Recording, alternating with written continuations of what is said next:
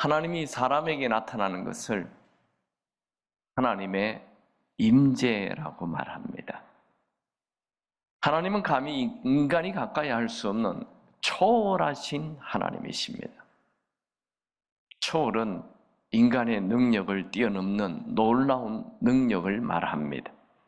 전능하신 하나님이 모든 한계를 초월하여 우주의 모든 곳에 어디에나 존재하고 계십니다. 사람은 하나님으로부터 독립하여 내가 주인 되어 살지만 그 어떤 것으로도 채워지지 않는 영적인 굶주림이 남아있게 되었습니다. 블레이즈 파스칼은 17세기를 대표하는 수학자이며 물리학자이며 철학자로 알려진 자입니다. 그는 그의 책 팡세에서 이렇게 기록하였습니다. 우리는 현재에 만족하지 못하고 죽을 때까지 불행의 바다를 떠다닌다. 이 갈망과 무기력이 우리에게 뭐라고 외치고 있는가? 한때 참된 행복이 있었지만 지금은 허망한 흔적밖에 남지 않았다고 외치는 것이 아니고 무엇이겠는가? 우리는 주변의 모든 것으로 이 공백을 채우려고 한다. 그러나 현재 가진 것에서 얻을 수 없는 도움은 가지지 못한 것에서 찾는다. 하지만 이 모두가 부족하다. 오직 무한하고 변함없는 대상, 곧 하나님 그분만이 이 무한한 심년을 채울 수 있기 때문이다. 이 말을 요약하면 사람에게는 하나님만 채울 수 있는 빈 공간이 있다는 것입니다. 여러분, 사람은 아무리 맛있는 음식을 먹어도, 아무리 좋은 옷을 입어도, 아무리 유명한 사람이 되어도, 아무리 큰 성공을 하여도 여전히 공허합니다. 그래서 유명한 사람들이 갑자기 죽음을 선택하는 소식을 종종 듣게 됩니다. C.S. 루이스는 인간의 공허함을 이렇게 말했습니다. 만일 내 안에 이 세상의 어느 것으로도 만족할 수 없는 갈망이 존재한다면 그것은 내가 또한 또 다른 세상을 위해 창조되었음을 나타내는 가장 확실한 설명이 될 것이다. 여러분, 이 세상에 가장 큰 부귀 영화를 누렸던 사람이 누굴까요? 솔로몬 왕이죠. 솔로몬은 그의 인생을 마치기 직전에 전도서라는 책을 남깁니다. 그 책에서 그는 이 세상의 모든 부귀 영화를 다 누렸지만 인생은 허무하다라고 말합니다. 전도서 1장 1절 2절에 다윗의 아들 예루살렘 왕 전도자의 말씀이라 전도자가 이르되 헛되고 헛되며 헛되고 헛되니 모든 것이 헛되도다. 그는 또한 2장 25절에 먹고 즐기는 일을 누가 나보다 더 많이 해 보았으랴. 맞습니다. 솔로몬은 그가 말한 것처럼 정말 이 세상에 먹고 마시고 즐거운 일을 누구보다도 많이 해본 사람입니다. 그랬던 그가 인생의 허물을 해결하는 비결은 오로지 전도서 마지막 장에서 이렇게 말합니다. 창세기 전도서 12장 1절 2절에 너는 청년의 때에 너의 창조주를 기억하라. 곧 공고한 나라에 이르기 전에 나는 아무 낙이 없다고 할 해들이 가깝기 전에 해와 달과 별들이 어둡기 전에 비 뒤에 구름이 다시 일어나기 전에 그리하라. 솔로몬은 사람이 창조주가 아닌 피조물이라는 것을 알아야 하고 사람이 진짜 인생을 살려면 내가 주인이 되어 내 마음대로 사는 삶을 내려놓고 창조주 하나님을 만나야 함을 말합니다. 솔로몬은 이 진리를 젊었을 때 청년의 때에 알아야 한다고 피를 토하듯 외치고 있습니다. 아담이 하나님을 떠나 아담 자신이 주인이 되어 사는 이 죄는 아담의 모든 후손들이 물려받아 지금도 사람은 하나님을 떠나 자신이 주인이 되어 사는 공허한 삶을 살고 있습니다. 창세기는 하나님과 교제하며 살도록 창조된 인간이 하나님을 떠나는 순간 그 무엇을 해도 공허한 삶이 된다는 것을 말하고 있죠. 두 번째 하나님의 임재가 있었던 장소는 성막입니다. 아담의 후손들이 하나님을 떠나 자신이 주인 되어 살자 하나님은 아브라함을 선택하여 큰 민족을 이루어 주겠다고 말씀하였습니다. 아브라함의 후손들은 애굽에서 430년 노예 생활을 하면서 큰 민족을 이루었습니다. 그들이 노예가 되지 아니하면 그렇게 큰 민족이 될 수가 없습니다. 노예로 있어야 위에 큰 애굽이라는 나라가 보호해 주어서 그들이 큰 민족으로 자랄 수 있었던 거죠. 다 하나님의 계획입니다. 아브라함의 후손들은 애굽에서 430년 노예 생활을 하면서 큰 민족을 이루었고, 하나님은 그들을 이제 출애굽시켜서 하나님의 백성으로 삼습니다. 그 일에 모세를 부르죠. 하나님은 나이 80된 모세에게 임재합니다. 나타나셔서 이스라엘 백성들을 출애굽시키라 말씀하였습니다. 그러나 모세는 내가 누구간데 그런 일을 하겠습니까? 하며 하나님의 부르심에 거절합니다. 출애굽기 3장 11절 모세가 여호와 하나님께 이르되 내가 누구이기에 바로에게 가며 이스라엘 자손을 애굽에서 인도하여 내리이까? 하나님은 내가 함께 하겠다 말씀하지요. 출애굽기 3장 12절 하나님이 이르시되 내가 반드시 너와 함께 있으리라. 네가 그 백성을 애굽에서 인도하여 낸 후에 너희가 이 산에서 하나님을 섬기리라. 이것이 내가 너를 보낸 증거니라. 여러분, 모세가 위대하여서 이스라엘 백성들을 출애굽시킨 것 아니죠. 하나님께서 모세와 함께 하여서 출애굽하게 된 것입니다. 모세는 그 하나님의 임재로 모든 것이 충만하였습니다. 하나님은 모세에게 이스라엘 백성들을 출애굽시키라고 명령하였고, 그 이후에 그냥 하나님이 모세를 떠나가 버린 것 아닙니다. 하나님은 모세와 함께 하실 것을 약속하고 함께 하셨습니다. 모세는 그 하나님의 함께 하심을 믿고 떠났습니다. 모세는 돈도 칼도 창도 군대도 없었습니다. 오로지 하나님의 임재, 하나님 한 분으로 충분하였습니다. 10번의 기적이 일어났고 200만 명이 넘는 이스라엘 백성들이 출애굽을 하였고 홍해는 갈라졌고 애굽 군인들은 홍해에 잠겨 죽었습니다. 이 일은 신화나 전설이 아니라 엄연한 정말 일어났던 살아있는 역사이고 또 수많은 고고학적인 자료들이 가득합니다. 어떻게 430년 동안 노예로 있었던 이스라엘 백성들이 그 당시 최대의 강국인 애굽에서 출애굽할 수 있었습니까? 하나님의 임재, 하나님 한 분의 임재로 모든 것이 충분하였습니다. 하나님은 모세에게 하나님께서 이스라엘 백성 중에 거할 성막을 지어라 말씀하였죠. 출애굽기 25장 8절 내가 그들 중에 거할 장성소를 그들이 나를 위하여 짓되. 하나님은 시내산 위에서 만난 모세에게 성막을 어떻게 지어야 할지, 어떤 모양으로 지어야 할지 다 보여주었습니다. 직접 보여주었죠. 출애굽기 25장 40절 너는 삼가 이 산에서 너에게 보인 양식대로 할지니라. 모세가 하나님의 명령대로 하나님이 보여주신 대로 성막을 다 지었습니다.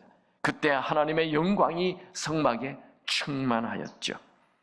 출애굽기 40장 34절 35절 구름이 회막에 덮이고 하나님의 영광이 성막에 충만하니 모세가 회막에 들어갈 수 없었으니 이는 구름이 회막 위에 덮이고 여호와의 영광이 성막에 충만함이었으며, 하나님의 임재가 하나님의 영광으로 성막에 충만하였습니다. 성경에는 하나님의 임재와 하나님의 영광을 동시에 같이 사용합니다. 이스라엘 백성들은 광야 40년을 이 성막을 중심으로 움직였습니다. 성막이 움직이면 그들도 움직이고 성막이 서면 그들도 섰던 것입니다. 이스라엘 백성들이 광야 40년 생활은 오로지 하나님의 임재, 하나님 한 분으로 다 해결되었습니다. 그들은 농사 짓지 않았습니다. 그들은 밭을 일구지 않았습니다. 그저 성막 하나, 하나님의 임재 하나로 모든 것이 해결되었습니다. 여러분, 우리의 인생도 하나님의 임재로 모든 것이 다 해결됩니다. 세 번째로 하나님의 임재가 있었던 장소는 성전입니다. 모세 이후 약 500년이 지나 다윗의 아들 솔로몬은 하나님의 성전을 짓기 시작하였습니다. 이 일은 솔로몬의 아버지 다윗 왕의 유언이었죠. 다윗은 이미 자기가 죽기 전에 솔로몬에게 성전을 지어라 명령하였고 성전을 짓기에 필요한 것을 다 준비해 주었습니다. 역대상 22장 14절에서 16절, 내가 환난 중에 여호와의 성전을 위하여 금 10만 달란트와 은 100만 달란트와 녹과 철을 그 무게를 다룰 수 없을 만큼 심히 많이 준비하였고 또 제목과 돌을 준비하였으나 너는 더할 것이며 또 장인이 너에게 많이 있나니 곧 석수와 목수와 온갖 일에 익숙한 모든 사람이니라. 금과 은과 녹과 철이 무수하니 너는 일어나 일하라. 여호와께서 너와 함께 계실지로다 하니라.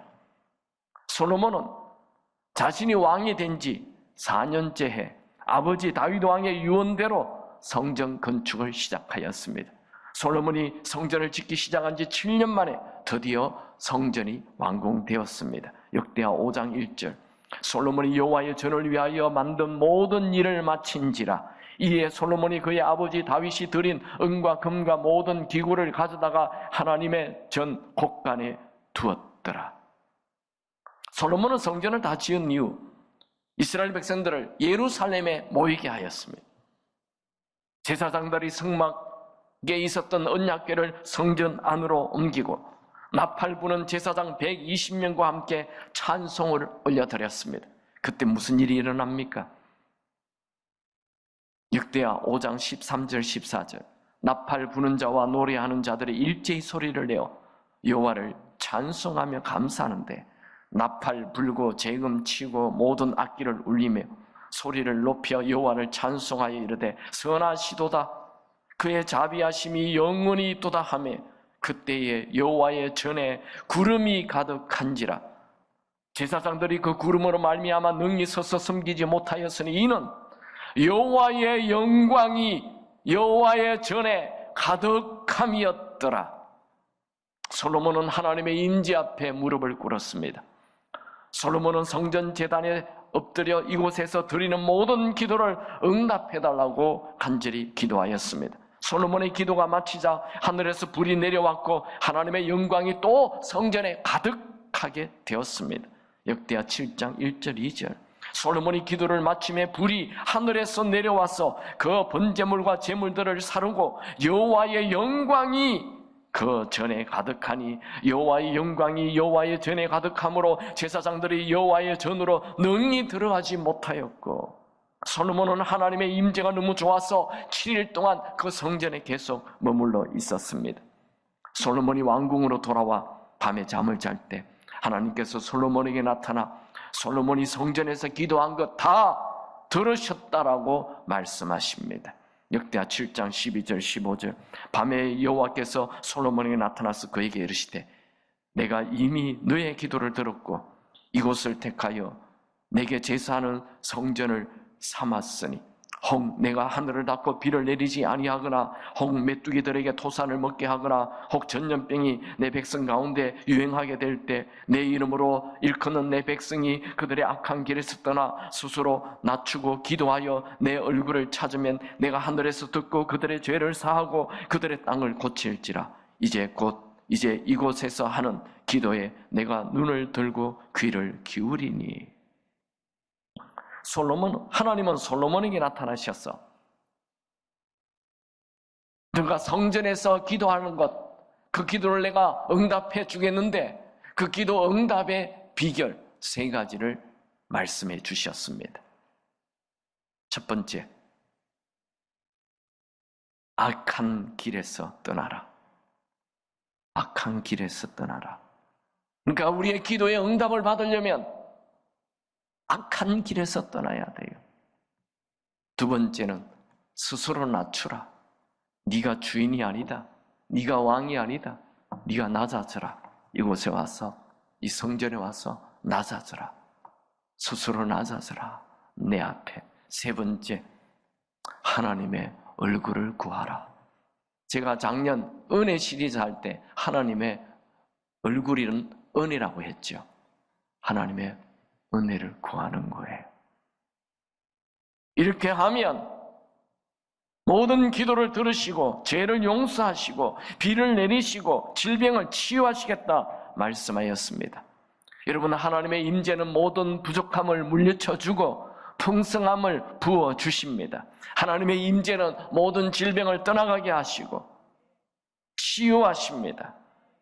그 후 솔로몬은 수시로 성전에 와서 하나님 앞에 엎드려 기도하였습니다.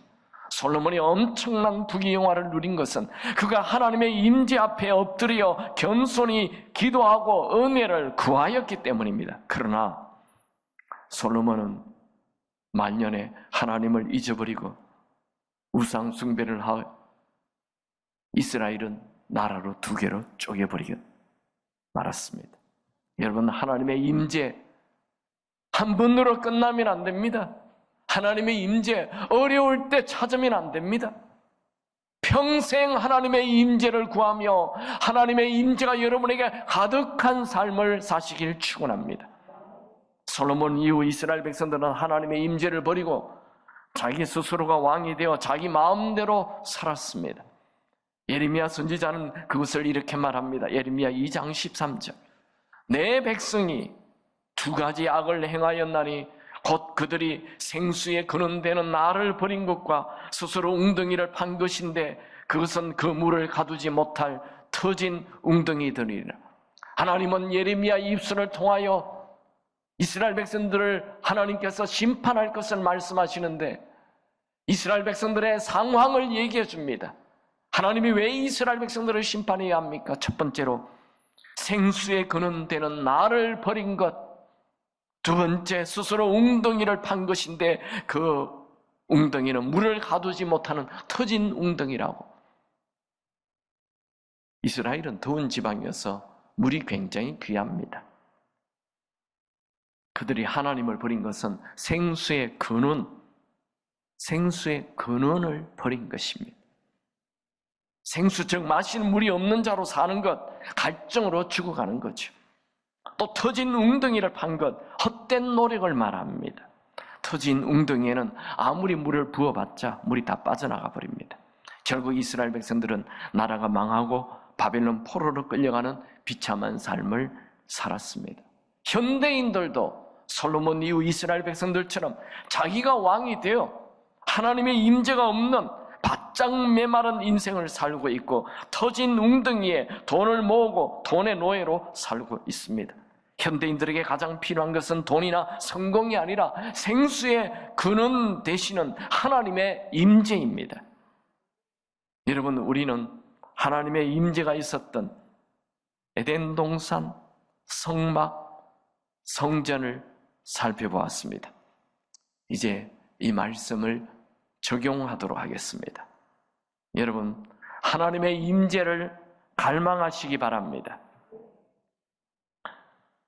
여러분, 하나님의 영광스러운 임재는 이제 성막이나 성전에 나타났었지만 오늘날에는 하나님의 임재는 텐트로 만든, 돌로 만든 성막이나 성전에 계시는 것이 아니라 성령으로 성전을 삼고 있는 우리의 성전에 계십니다. 모세는 이스라엘 백성들이 거하는 진영을 떠나서 진 밖에 텐트를 하나 가지고 가서 그곳에서 항상 하나님을 만나길 원했습니다. 여러분, 누가 하나님의 임재를 경험합니까? 하나님의 임재를 갈망하는 자입니다. 시편 73편 28절, 하나님께 가까이함이 내게 복이라. 잠언 8장 17절, 나를 사랑하는 자들이 나의 사랑을 입으며 나를 간절히 찾는 자가 나를 만날 것이니라. 야고보서 4장 8절, 하나님을 가까이하라. 그리하면 너희를 가까이 하시리라. 여러분, 성경은 우리가 하나님을 가까이하면 하나님께서도 우리 가까이 오신다고 말씀하십니다. 여러분, 틈만 나면 핸드폰을 보는 것이 아니라, 틈만 나면 인터넷을 볼 것이 아니라 하나님을 바라보고 하나님을 가까이 하십시오. 그리하면 하나님 임재 속에 들어가게 됩니다. 여러분, 광야 같은 인생을, 부족함이 없는 풍성한 삶을 살기를 원하십니까? 하나님의 임재에서 멀리 떨어져서 구경하는 이스라엘 백성들처럼 살지 말고 모세처럼 하나님 임재를 간절히 원하여 하나님 임재 속에 들어가서 살게 되기 바랍니다. 아모스서 5장 6절에 너희는 여호와를 찾으라 그리하면 살리라. 이 말 반대로 하면 너희가 하나님을 떠나면 죽는다, 이 말입니다. 여러분, 우리에게 가장 절실하게 필요한 것은 하나님의 임재입니다. 하나님을 간절히 찾으십시오. 그렇지 않으면 우리의 영이 말라 죽게 되어 있습니다. 두 번째로, 하나님의 임재는 규칙적으로 하나님 말씀과 기도를 가까이 하는 자가 하나님의 임재를 경험합니다. 오늘 본문 이 출애굽기 33장을 잘 살펴보면 이스라엘 백성들에게는 아직 성막이 지어지지 않았어요. 지금 본문은 출애굽기 33장이에요. 성막은 출애굽기 40장에 지어집니다. 그래서 이름을 회막이라고 하는 거예요. 이 성막과 회막은 달라요. 성막 안에는 이 법궤가 있고 다 하나님께서 보여주신 그 모든 것을 다 갖춘 것이 성막이에요. 근데 모세는 성막이 아닌 회막에서 하나님을 만났어요. 그러니까 이 모세는 자기 스스로가 하나의 진짜 성막은 아닌 자기가 그냥 텐트 하나 치고 하나님을 만나는 장소를 만들었다는 거죠. 그래서 그곳에서 하나님과 친구처럼 이야기했습니다. 여러분들도 스스로 하나님을 만나는 시간과 장소를 정하시기 바랍니다. 그리고 그곳에서 하나님을 만나십시오. 또 본문에는 모세 다음에 모든 것을 이끌어갔던 여호수아가 모든 것을 이끌어가게 되었던 원인이 나와 있습니다. 여호수아는 하나님의 임재가 있는 장소를 떠나지 않았다라고 기록하고 있죠. 여러분, 세상 소문난 장소에 가려고 관심을 가지지 마시고 하나님의 임재가 있는 장소에 관심을 가지고 그곳에 모이고 그곳에 머무시기 바랍니다. 저는 우리 교회가 하나님의 임재가 가득한 장소가 되길 원합니다. 말씀을 정리하죠. 하나님의 임재는 간절히 원하는 자가 경험합니다. 하나님의 임재는 규칙적으로 말씀과 기도를 가까이 하는 자가 경험합니다. 하나님의 임재는 지금 하나님이 나와 함께 하심을 믿음으로 믿는 자가 누립니다. 날마다 하나님 임재 안에서 하나님의 임재를 누리며 사시길 축원합니다. 혹시 이 중에 절망 중에 있는 분이 있습니까? 이 중에 소망이 없는 분이 있습니까? 이 중에 낙심한 분이 있습니까? 다른 게 문제가 아니고 나에게 하나님의 임재가 없는 것이 문제인 것입니다. 하나님이 임재하시는, 하나님과 함께 하시는 것으로 우리 인생은 충분합니다. 하나님의 임재를 누리는 자는 부족함이 없는 삶을 살게 될 것입니다. 모세는 200만 명이나 되는 이스라엘 백성들을 데리고 광야 40년 생활을 탁월하게 이끌었던 비결은 바로 하나님과 친구처럼 이야기하며 하나님 임재 속에 살았기 때문이죠. 이스라엘 백성들은 성막에 임하는 임재의 하나님을 멀리서 구경만 했어요. 그래서 그들은 40년 광야 생활, 똑같은 광야 생활인데 늘 불평불만하고 원망 속에 사는 삶이 되었지만 모세는 광야 40년 매일매일 하나님의 임재를 느끼며 광야 투어 즐거운 소풍이었습니다. 똑같이 사는 인생. 어떤 분은 늘 불평불만, 항상 똑같이 사는 인생인데 항상 기뻐하고 매일 찬양하고 감사가 넘치는 축제의 인생. 우리 한번 복창합시다. 주님 어디서 무엇을 하든지 주님께서 함께 하심을 믿고 하나님의 임재 속에 살게 하옵소서. 우리 다 같이 읽습니다. 시작. 주님 어디서 무엇을 하든지 간에 주님께서 함께 하신다는 것을 믿고 하나님의 임재 속에 살게 하옵소서. 아멘.